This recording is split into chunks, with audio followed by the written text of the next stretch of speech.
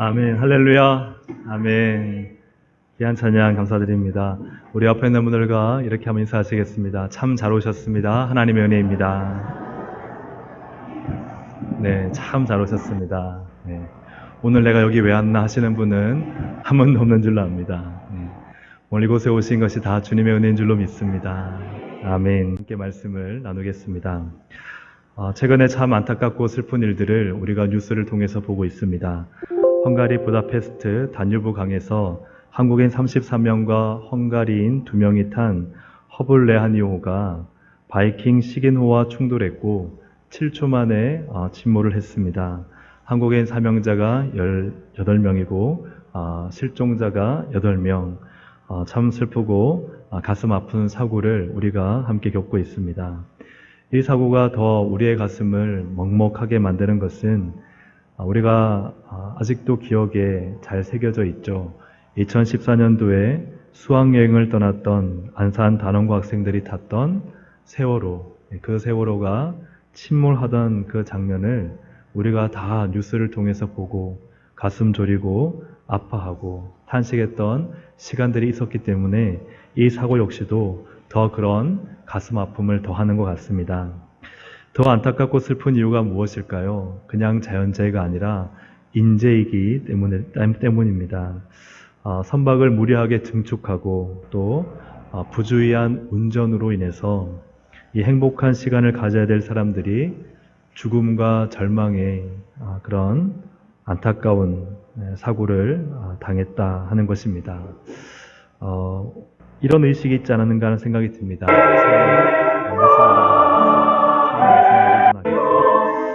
좀 위험하지만 언제나 그랬듯 괜찮았는데 그런 아니라고 부주의한 마음들이 이런 끔찍한 참사를 만들어내지 않았는가 하는 생각을 해보게 됩니다.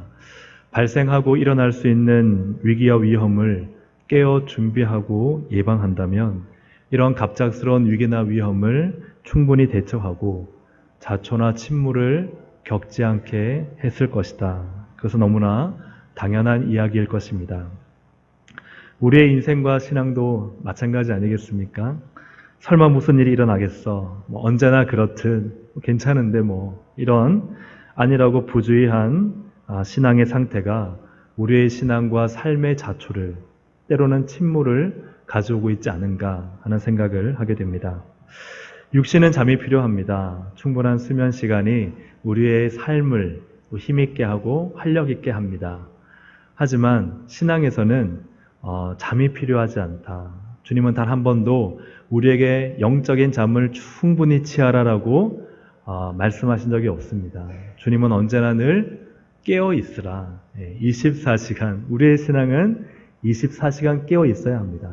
우리는 육신의 잠은 들지 모르지만 영적으로도 깨어 있는 그런 신앙의 삶을 살아야 한다. 주님은 그렇게 우리에게 항상 강조하고 계십니다. 왜냐하면 우리를 삼키려는 어둠의 세력이 존재하고 있기 때문입니다. 그 어둠의 세력, 악한 존재는 사탄이라고 불리는 마귀입니다. 사탄이라고 하는 마귀는 우리의 신앙과 삶을 삼키기 위해서 우는 사자처럼 삼킬 자를 찾는다. 그러므로 우리가 영적으로 깨어있지 않으면 사탄의 밥이 되고 말고, 그 사탄의 밥이 된다는 것은 우리의 신앙과 삶이 자초되고 침몰되는 것을 의미합니다. 성도가 영적으로 깨어있지 않으면 자초되고 침몰되어 시커먼 어둠의 바다에 잠기고 말 것입니다. 그것은 어떤 모습일까요? 신앙의 껍데기만 있는 삶이겠죠. 경건의 능력이 없고 경건의 모양으로 살아가는 삶이겠죠. 신앙인이라고 하지만 사실은 종교인으로 살아가는 삶일 것입니다. 기도는 하지만 기도의 기적과 역사는 없는 삶일 것이고, 평생을 살아도 하나님을 기쁘시게 하는 일을 하지 못한 그런 삶의 모습일 것입니다. 하나님께서 나에게 그토록 원하시는 사명을 이루지 못한 채 그저 세상에 집착하여 세상 일에 창념하여 살아가는 그런 삶일 것입니다. 그러므로 성도는 항상 영적으로 깨어 있어야 합니다. 우리 신앙의 배를 자초시키려는 어둠의 세력과 우리는 늘 싸워 승리할 줄로 믿습니다. 오늘 본문에는 두 가지의 비유가 함께 있습니다. 첫째로는 언제 올지 모르는 주인을 밤늦게까지. 여기 성경 본문에 2경, 3경이라고 하는데 2경은 보통 새벽 12시에서 새벽 한 2시까지, 3경은 새벽 한 2시부터 한 4, 5시까지를 의미합니다. 그러니 주인이 그냥 초저녁에 오시는 것이 아니라 밤늦게, 아니 다 잘 시간에 새벽이 올지라도 종은 깨어 있어야 한다 하는 깨어있는 종의 비유를 첫 번째로 말씀하시고, 두 번째 비유는 도둑이 언제 올지 모르니 도둑이 집을 뚫어 들어오기 전에 집을 잘 예비하고 방비해서 도둑이 들어올 틈을 만들지 않도록 하는 주인에 대한 비유, 이것이 바로 두 번째의 비유입니다. 이 비유는 같은 내용이지만 또 다릅니다. 같은 내용이라는 것은 깨어 준비하며 기다리라 하는 측면에서는 같은 의미이고, 또 다르다는 것은 어떤 의미냐면 종과 주인으로서 서로 다른 신분을 갖고 있다, 이런 차이가 있습니다. 첫째로 우리는 종으로 깨어 준비하며 기다려야 합니다. 무엇으로 깨어 준비하며 기다려야 한다고요? 종으로 깨어 준비하고 기다리라 말씀합니다. 왜 깨어서 준비하고 기다려야 하는가? 왜냐하면 우리가 종말론적인 삶을 살고 있기 때문입니다. 즉 예수님께서 재림하실 때가 가까워 오고 있기 때문입니다. 예수님께서 지금 재림하실 때는 바로 심판의 때입니다. 알곡과 가라지를 가르는 때입니다. 천국과 지옥이 나뉘어지는 때입니다. 그러므로 우리가 깨어서 준비하며 기다려야 될 이유는 예수님의 심판이 있기 때문입니다. 40절의 말씀을 보면 그러므로 너희도 준비하고 있으라. 생각하지 않은 때에 인자가 오리라. 인자는 바로 예수 그리스도입니다. 예수님께서는 이제 십자가 지시기 전에 자신의 십자가와 그리고 부활과 승천 이후에 이제 재림할 때까지 어떻게 우리 성도들이 살아야 하는지를 오늘 40절에서 말씀하고 있는 것이죠. 준비하고 있으라는 것입니다. 깨어 준비하고 있는 것이 성도의 마땅한 삶이다. 예수님께서는 앞으로 있을 재림을 바라보시면서 생각하지 않은 때에, 예수님께서 날짜를 정해주시면 얼마나 좋겠습니까? 2050년 몇 월 며칠이 오겠다. 그러면은 우리가 열심히 마음껏 세상 일을 즐기다가 그때 2050년 오시기 전날에 열심히 예수 믿고 살면 되지 않겠습니까? 그런데 주님은 그렇게 하지 않으신다는 거예요.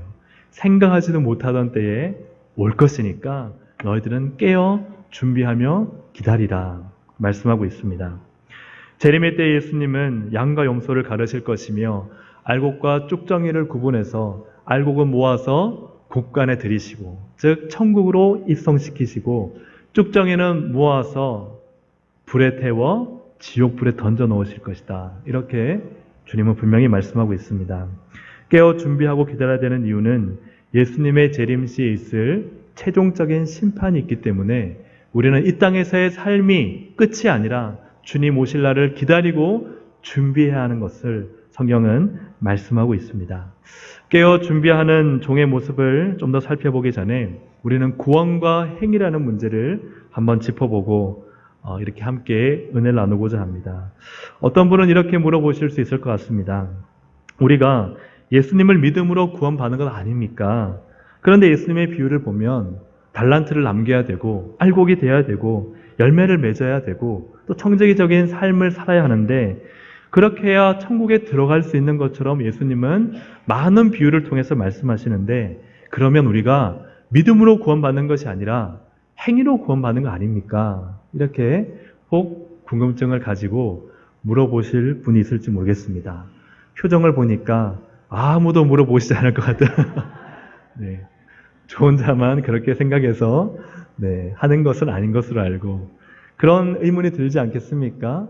우리가 예수를 믿음으로 구원을 받고 전적인 하나님의 은혜로 구원을 받는데, 아니 왜 예수님은 열매를 맺어야 하고 또 알곡이 되어야 되고 또 청지기적인 삶을 살고 달란트를 남겨야 천국을 들어갈 수 있다, 이렇게 말씀하시니 우리의 구원이 행위여야 되는 거 아닙니까? 하는 이런 의문을 가질 수 있습니다. 분명한 것은 구원은 행위나 행함이 아니라 예수 그리스도를 믿는 믿음으로 말미암는 것인 줄로 믿습니다. 오직 예수 그리스도를 믿음으로 전적인 하나님의 은혜로 우리가 구원을 받습니다. 그렇다면 이 달란트와 열매와 알곡과 청지기적인 삶은 과연 무엇을 의미하는가? 이것은 구원받은 자가 가지는 삶의 모습이라는 거예요. 구원받은 자가 당연히 이런 삶의 모습이 삶 속에서, 신앙에서 드러난다는 것입니다. 그것으로 그가 구원받았는지 안 받았는지도 알 수 있다는 거예요. 예수 그리스도를 만난 사람은 책임지는 삶을 삽니다. 오늘 새벽에 제가 갈라디아서 말씀을 통해서 이런 말씀을 전했습니다. 우리가 하나님의 은혜, 그 십자가의 은혜를 받은 것은 결코 공짜가 아니다. 여러분, 복음은 절대 공짜가 아닙니다. 구원은 절대 공짜가 아닙니다. 공짜로 가면은 주님이 엄청 기분이 나쁘시고 마음이 상하실 것 같아요. 왜냐하면 구원하시기 위해서 하나님 아버지는 자신의 사랑하는 아들 독생자 예수를 십자가에 내주셨어요.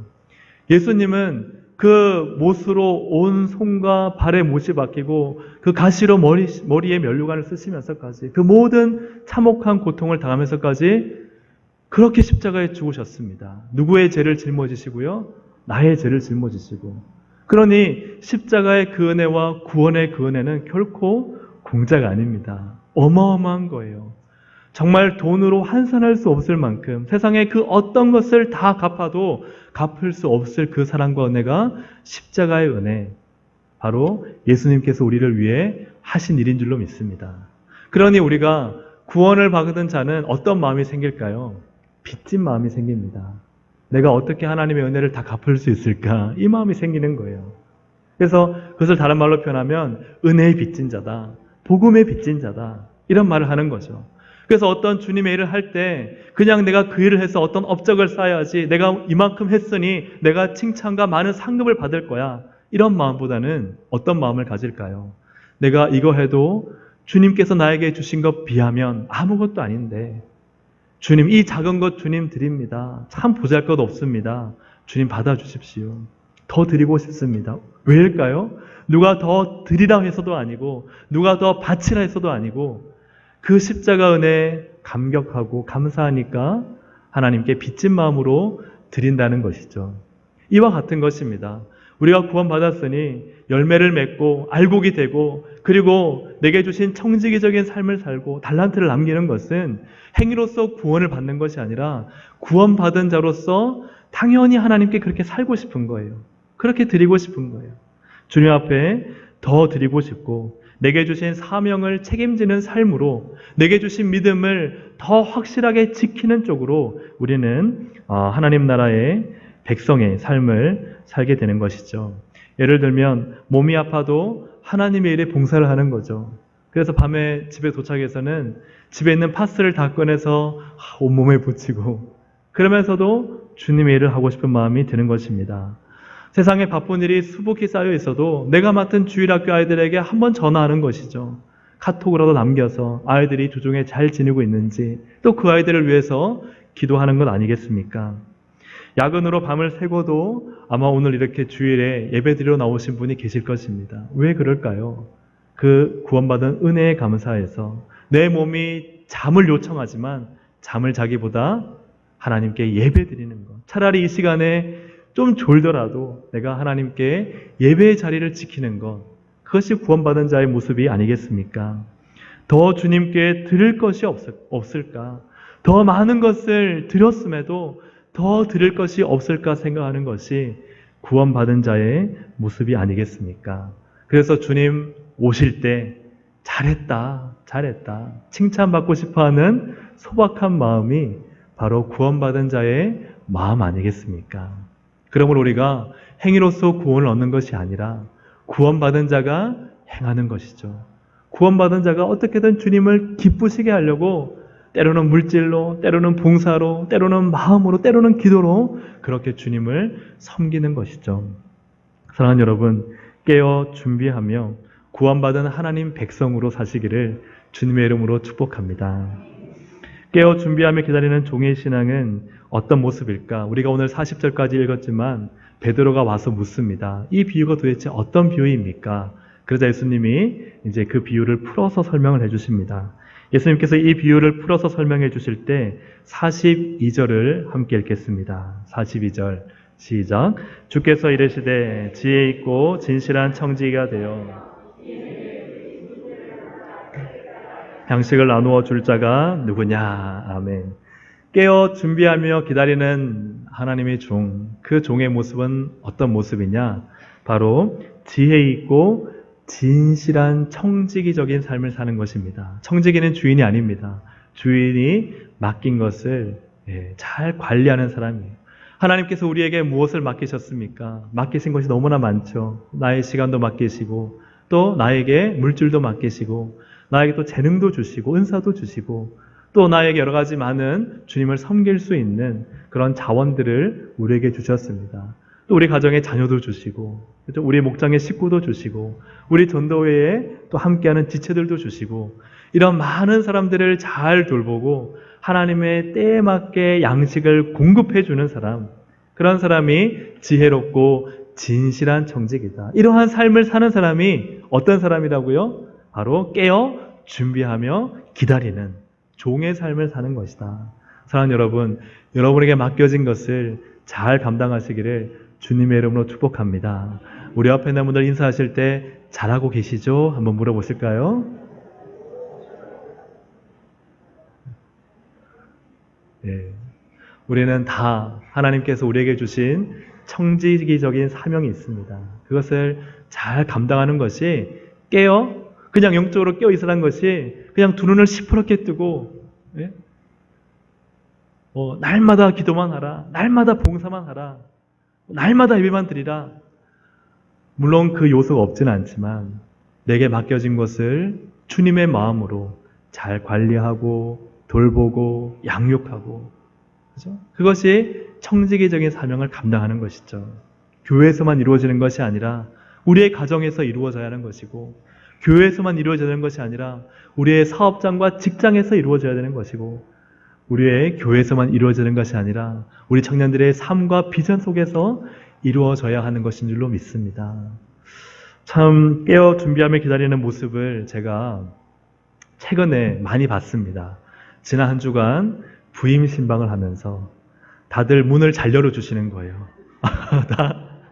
한 번도 초인종을 눌렀는데, 벨을 눌렀는데 안 열어주신 분 없이 그렇게 다 열어주시고, 심지어는 청소도 어찌나 그렇게 잘하셨는지, 얼마나 정리를 하시려고 애쓰셨는지 너무 눈에 잘 보여서 그렇게 안 하셔도 되는데 참 감사하고, 또 간단하지만 또 차와 다가를 준비해 주신 손길도 감사하고, 그리고 어떤 분은 그냥 밑에 와서 기다리시는 분도 계시고, 그렇게 기다리시라는 말이 아닙니다. 절대 안 그러셔도 됩니다.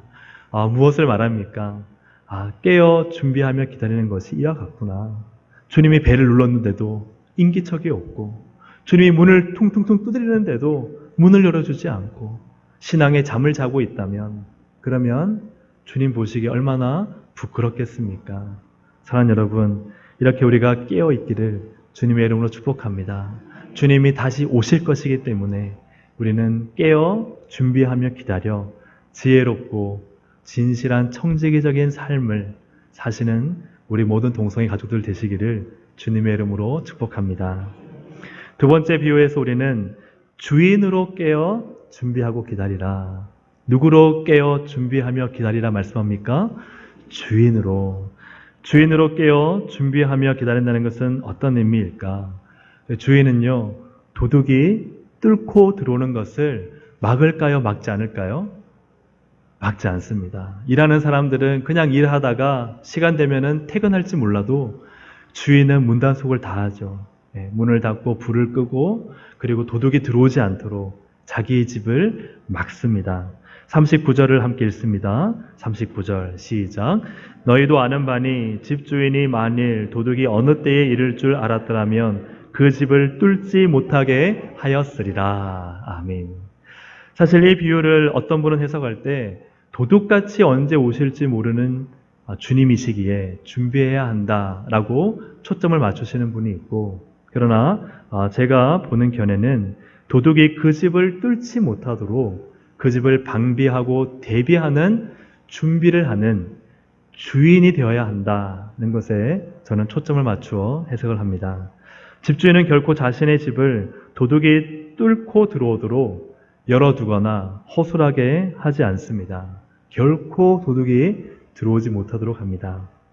제 집을 지키는 주인의 마음이 있어야 집은 안전하고 집은 철저히 지켜지는 것이죠.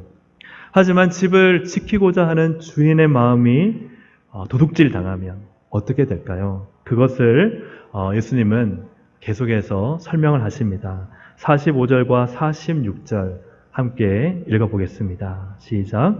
만일 그 종이 마음에 생각하기를 주인이 더디 오리라 하여 남녀 종들을 때리며 먹고 마시고 취하게 되면 생각하지 않은 날 알지 못하는 시각에 그 종의 주인이 엄히 때리고 신실하지 아니한 자의 받는 벌에 처하리니. 아멘.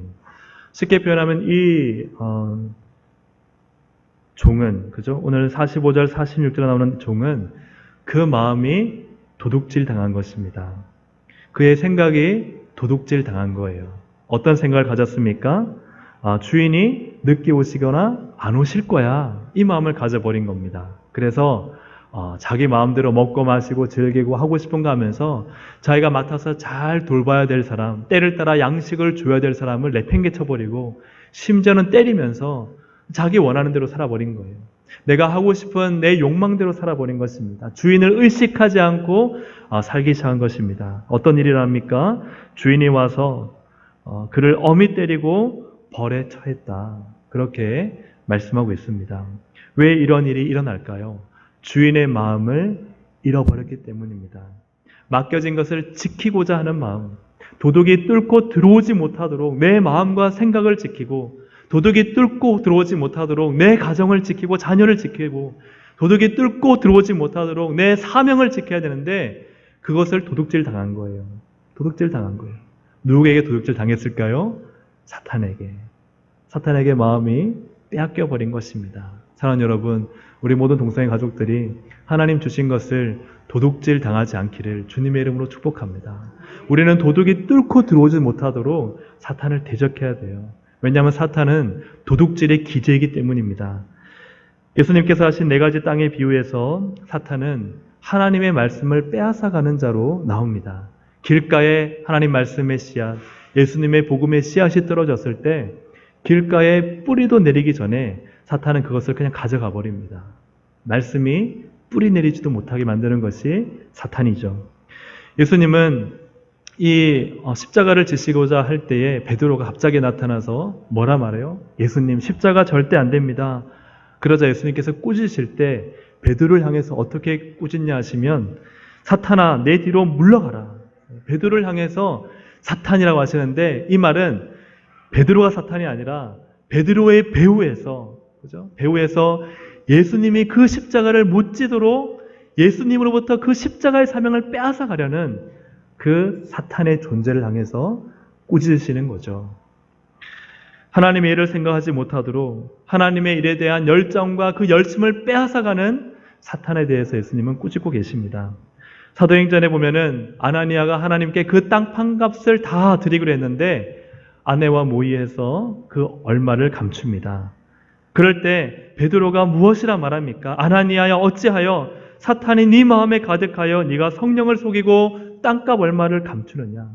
하나님께 마땅히 드려야 될 그 마음을 빼앗아가고 그 드려야 될 헌금을 빼앗아가는 그것이 누구라고요? 사탄이라는 것입니다. 요한계시록의 사탄은 온 천하를 꿰는 자. 이 말은 온 세상의 마음을 미혹하여 하나님으로부터 도둑질해 간다. 그리고 그 사탄의 끝은 최종적인 심판을 받게 될 것이다. 요한계시록에서 말씀하고 있습니다.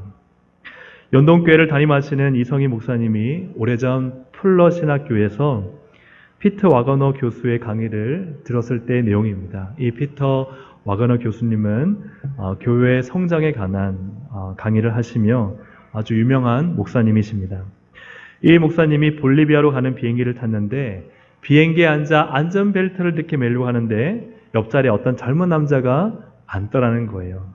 근데 옆에 있는 분을 보니까 이 젊은 청년이 자리에 앉아서 기도를 하는 거예요. 손을 모으고 기도를 하길래 이 피터 와거너 목사님이 신실한 크리스찬을 만났구나 하는 이 마음이 든 겁니다. 그래서 내가 이 청년과 좀 가면서 또 예수님 안에서 행복한 대화를 나눌 수 있겠다. 이런 마음을 가지고 얘기를 꺼내려고 하는데 계속 기도를 하는 거예요. 5분, 10분이 지나도 기도가 멈추지 않는 거예요. 그래서 마음으로 참 신실한 크리스찬인가 보다 하고 10분이 좀 지난 다음에 이제 기도를 마쳤습니다. 그리고 이 피터 워거너 목사님이 그 청년에게 당신은 참 좋은 크리스찬 같습니다. 이렇게 이야기를 하니까 그 청년이 하는 말이 나는 크리스찬이 아닙니다. 그러는 거예요. 그래요? 그러면 당신은 누구에게 기도를 한 것입니까? 그래서 그분이 기독교가 아니라면 다른 종교이겠다 생각하고 물어보니까 그 청년의 대답은 굉장히 뜻밖이었습니다. 나는 사탄에게 기도했습니다. 깜짝 놀랐습니다. 하지만 표정을 드러낼 수 없으니까 또 물어봤습니다. 사탄에게 무엇이라 기도했습니까? 이 세상의 모든 교회와 예수쟁이들이 다 멸망하게 해달라고 기도했습니다. 그랬다는 거예요. 이런 일이 있고 난 다음에 피터 워거너 교수님은 강의 시간에 이때 이성희 목사님이 함께 강의를 들으셨겠죠. 이런 이야기를 남겼습니다. 사탄을 섬기는 사람도 교회가 망하게 해달라고 이렇게 기도하는데 우리 크리스찬들이 교회를 위하여 기도해야 하지 않겠습니까? 영적인 전쟁이라는 것이죠. 영적인 전투가 한창 벌어져서 사탄도 이렇게 하나님의 교회와 하나님의 나라에서 계속해서 도둑질하고 우리의 사명을 빼앗아가고 우리의 열심을 빼앗아가고 우리의 복음을 빼앗아가고 비록 교회를 다닌다고 하지만 무늬만 기독교에 있는 사람들이 얼마나 많습니까? 그렇게 우리의 마음을, 말씀을, 열심을, 기도를 빼앗아갈 때 도대체 우리는 무엇을 하고 있는가? 그 이야기를 이 피터 워거너 목사님이 하신 것이죠. 사랑하는 여러분, 우리는 깨어 있어야 합니다. 우리가 잠들면 우리의 가정이 뚫힙니다. 우리가 잠들면 우리의 자녀들이 뚫힙니다. 우리가 잠들면 우리의 교회가 무너집니다. 우리가 영적으로 잠자고 있으면 하나님의 나라가 망하진 않겠지만 하나님의 나라가 공격을 받습니다. 사랑하는 여러분, 우리가 깨어 있어야 할 줄로 믿습니다. 베드로전서 5장의 말씀에 우리가 영적 경각심을 더 갖게 되는데요. 베드로전서 5장 8절 9절 말씀을 함께 읽어보겠습니다. 시작. 근신하라 깨어라 너희 대적 마귀가 우는 사자같이 두루다니며 삼킬 자를 찾나니 너희는 믿음을 굳건하게 하여 그를 대적하라. 이는 세상에 있는 너희 형제들도 동일한 고난을 당하는 줄을 알미라. 아멘. 베드로는 우리를 삼키고 도둑질하고 또 우리를 무너뜨리는 이 사탄을 향해서 대적하라. 그리고 이 대적하기 위해서는 근신하고 깨어라. 각성하라는 거죠. 지금의 나 영적인 잠의 상태에서 머물지 말고 깨어서 기도하며 깨어서 말씀으로 무장하며 깨어서 우리가 맡겨진 영혼들을 돌보며 때를 따라 양식을 공급하며 지혜롭고 진실한 정직으로 주님이 언제든지 똑똑하고 문을 두드리면 활짝 열고 주님 제가 이렇게 사명을 이루었습니다. 제가 이렇게 주님께서 맡기신 이 가정을 이 교회를 지켰습니다. 나에게 주신 양떼들을 맡아서 때를 따라 하나님의 말씀을 공급하고 그들의 영혼을 돌보며 그렇게 살았습니다. 그렇게 근신하고 깨어있으라 하는 말씀인 것입니다. 사랑하는 여러분, 집주인이 자기 집을 지키지 않으면 누가 지키겠습니까? 내 마음과 내 생각을 지키지 않으면 누가 사탄으로부터 나를 지켜줄 수가 있겠습니까? 우리가 우리 교회를 기도로 지키지 않으면 누가 이 한국교회를 지킬까요? 우리가 이 나라와 정말 이 땅을 위해서 하나님의 공의가, 하나님의 정의가, 하나님의 말씀이 세워지도록 기도하지 않으면 누가 이 나라와 또 이 땅을 위해서 기도하겠습니까? 우리가 깨어 기도하고 깨어 말씀에 바로 설 때 이 땅이 지켜지고 이 나라가 지켜지고 가정이 지켜지고 교회가 지켜지는 줄로 믿습니다. 사랑하는 여러분, 우리 자신을 한번 돌아봅시다. 나는 지금 깨어 있는가? 나는 깨어 있는가? 혹시 졸고 있고 자고 있고 영적으로 아무 준비도 안 된 상태에 있지는 않습니까? 지금까지 괜찮게 살았는데 지금 아무 문제 없는데 괜찮겠지 이런 마음이 우리 안에 있지 않은가 하는 것이죠. 오늘 말씀에 비춰볼 때 여러분 종으로 깨어 계신가요? 주님 지금 오실 때 지혜롭고 진실한 청지기적인 삶을 나에게 맡겨주신 사명을 감당하고 그 사명을 위해 살고 있습니까? 또 오늘 말씀에 비춰볼 때 나는 주인으로 깨어 있나요? 정말 깨어서 우리 가정을 지키고 우리 교회를 지키고 이 나라를 지키고 기도와 말씀으로 지켜서 요즘같이 신천지 같은 이단들이 정말 교회 안에 들어와서 교회를 송두리째 이단으로 바꾸지 않습니까? 이런 상황 가운데 우리가 정말 말씀으로 깨어 지켜야 되지 않겠습니까? 하나님 말씀으로 모이고 말씀을 연구하고 복음을 가르치고 정말 내가 전도한 분이 신천지나 이단에 넘어가지 않도록 우리가 지켜야 되지 않겠습니까? 그런 사명이 우리에게 있지 않겠습니까? 그냥 세상 사는데 바빠서 영적인 나태함과 게으름 때문에 하나님의 일을 멀리하고 있다면 우리는 언제 어떻게 마귀에게 뚫힐지 모릅니다. 사랑하는 여러분, 도둑이 집을 뚫지 못하도록 우리 다시 깨어나기를 소망합니다. 영적 잠에서 깨어나야 합니다. 사탄의 세력이 한 길로 왔다가 우리 교인을 만나면 10길로 도망가야 합니다. 우리가 기도하면 얼씬도 못해야 합니다. 할렐루야. 여러분, 기도의 자리를 회복하십시오. 기도의 자리에 모이십시오. 거기서 깨어나는 역사가 있는 줄로 믿습니다. 우리 자녀들이 하나님의 거룩한 일꾼으로 쓰임 받도록 우리는 부모로서 또 선생님으로서 성도로서 깨어 우리 자녀들을 지켜야 합니다.